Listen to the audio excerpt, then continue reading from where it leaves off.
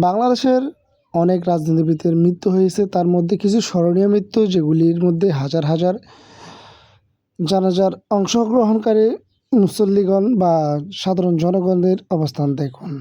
প্রথম যিনি হবেন হোসেন শহীদ সোহরাওয়ার্দী এর জানাজা। তার এখানে হাজার লক্ষ মানুষ ছিল যারা জানাজায় অংশগ্রহণ করেছেন। দ্বিতীয়ত হলো জিয়ার জানাজা, প্রেসিডেন্ট জিয়ার, তার কাছেও একই অবস্থান। তারপরে হলো আল্লামা সাঈদী, তার অবস্থানও অনেকটাই বেশি।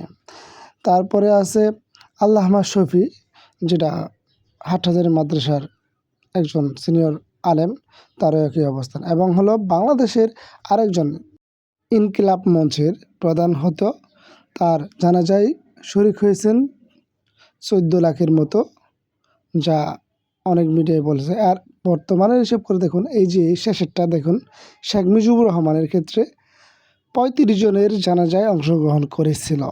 এতক্ষণ ধরে ভিডিওটি ধৈর্য সহকারে দেখার জন্য ধন্যবাদ। আর আমাদের চ্যানেলটি সাবস্ক্রাইব করুন।